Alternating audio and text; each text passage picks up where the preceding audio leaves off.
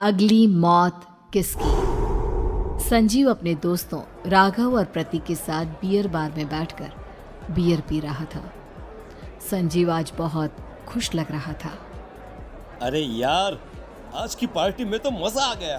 तुम दोनों दोस्तों के साथ तो मेरी जिंदगी इतनी अच्छी है कि क्या बताओ कितनी अच्छी है। अरे भाई, अब दोस्ती की है तो जीना मरना सब साथ में। हाँ अरे अरे यार सुनो, जल्दी से एक बियर और ऑर्डर करते हैं ना, एक आखिरी, और उसके बाद ये जश्न यहीं खत्म हो जाएगा।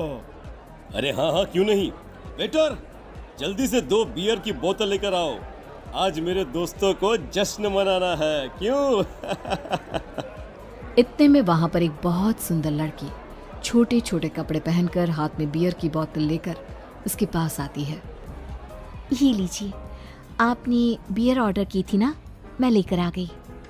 क्या बात है यार, इस बार की वेटर तो बड़ी सुंदर है। अब बियर लेकर आई हो तो अपने हाथों से ही पिला दो ना। हाँ हाँ, क्यों नहीं, जैसा आप बोलोगे मैं वैसा ही करूँगी।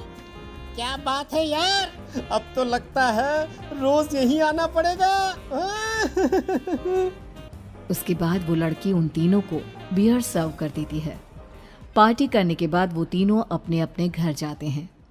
प्रतीक, संजीव और राघव को उनके घर छोड़कर जैसे ही अकेला अपनी कार में आकर बैठता है तो अचानक उसे एहसास होता है जैसे उसकी कार की पीछे वाली सीट पर कोई बैठा हुआ है।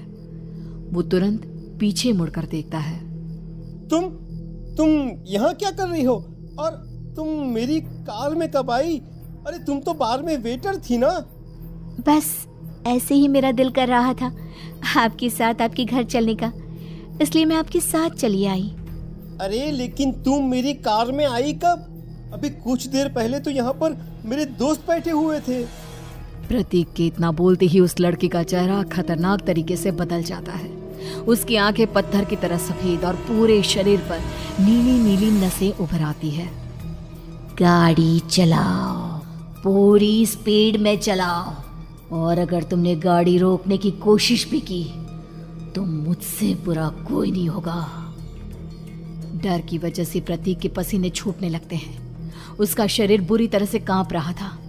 प्रतीक बिना कुछ सोचे समझे कार को फुल स्पीड से चलाना शुरू करता है। चलते चलते वो शहर से दूर एक पहाड़ी पर पहुंच जाता है और सामने अब सिर्फ पहाड़ी का किनारा दिख रहा है, जिसे देख प्रतीक घबराकर अचानक से कार को ब्रेक लगाता है। देखो देखो देखो देखो, मुझे छोड़ दो मुझे। अगर मैंने गाड़ी जरा सी भी आगे बढ़ाई तो हम दोनों नीचे गिरकर मर जाएंगे। ये तो तुम्हें पहले सोचना चाहिए था ना। अब कुछ नहीं हो सकता।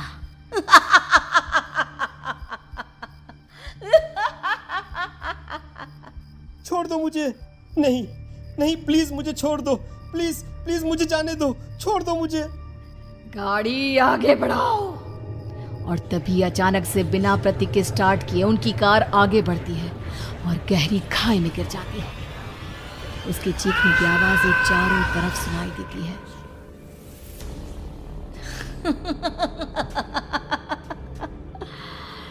तुझे मारकर मेरे कलेजे में जल रही आग को थोड़ी शांति तो मिल गई, लेकिन अभी ये कहानी खत्म नहीं हुई। और फिर अगले दिन राघव और संजीव को पता चलता है कि प्रतीक की पहाड़ी से नीचे गिरकर मौत हो गई। अरे कल रात की तो बात है यार, हम सब बैठकर पार्टी कर रहे थे, लेकिन मेरी एक बात समझ में नहीं आ रही। राघव शहर से इतना बाहर उस पहाड़ी पर इतनी रात को क्या करने गया था? अरे यार, वही सोचकर तो मैं भी परेशान हूँ। हम दोनों को छोड़ने के बाद तो वो सीधा अपने घर जाने वाला था, और वो आत्महत्या क्यों करेगा भाई? कल रात तक वो कितना खुश था, हमारे साथ सेलिब्रेट कर रहा था। हाँ, लेकिन पुलिस ने तो यही कहा है कि प्रतीक ने अपनी कार को जानबूझकर पहाड़ी से नीचे गिरा दिया और आत्महत्या कर ली। अरे यार संजीव, मेरी तो कुछ भी समझ में नहीं आ रहा है। चल ठीक है, अब मैं अपने घर जाता हूँ। ओके। बाय। राघव अपने घर में अकेला था। दोपहर का वक्त था। तभी दरवाजे की घंटी बजी। कौन है? अरे 1 मिनट रुको, अभी आता हूँ। राघव ने जैसे ही दरवाजा खोला उसने देखा कि सामने एक बहुत खूबसूरत लड़की खड़ी हुई है। कौन है आप और यहाँ किससे मिलने आई हैं? देखिए ना, बाहर बारिश शुरू हो गई थी, मेरी गाड़ी खराब हो गई है। आपका घर नजर आया तो सोचा कुछ हेल्प ले लेती हूँ। क्यों नहीं, आइए ना, आइए आइए। मेरे कपड़े पूरे भीग चुके हैं, क्या आपके पास टॉवल मिलेगा प्लीज? राघव अपने बाथरूम से एक टॉवल लाकर उस लड़की को देता है। थैंक यू सो मच, अब मैं चलती हूँ। अरे इतनी क्या जल्दी है? आप चाहे तो बारिश रुकने तक यहाँ पर रुक सकती हैं। हाँ। लड़की ने पलटकर राघव की तरफ देखा। नहीं, मुझे जाना होगा, मेरा काम बाकी है। और वो वहां से चली गई। उस लड़की के जाने के बाद राघव अपने बाथरूम में नहाने के लिए गया और जैसे ही उसने बाथरूम में देखा तो उसका टॉवल वहीं पर लटका हुआ था। उसने टॉवल हाथ में लिया तो देखा कि उसका पूरा टॉवल खून के धब्बों से सना हुआ है। अरे अरे ये क्या? ये टॉवल तो मैंने उस लड़की को दे दिया था। ये वापस मेरे बाथरूम में कैसे आ गया?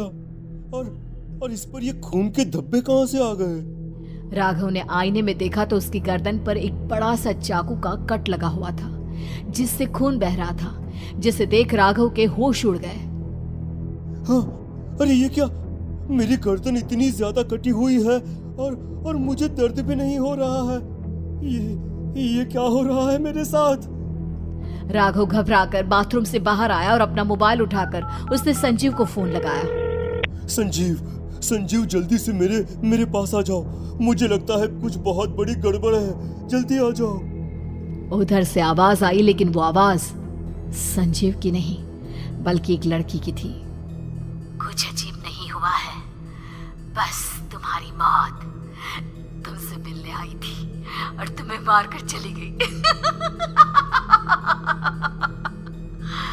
अब तुम इस दुनिया का हिस्सा नहीं हो राघव, इसलिए तुम्हें अपनी गर्दन के कटने का दर्द भी महसूस नहीं हो रहा।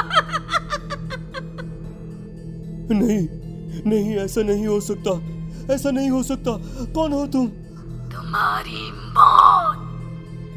अब संजीव के पास खबर पहुंचती है कि राघव ने अपने ही घर में चाकू से गर्दन काटकर आत्महत्या कर ली।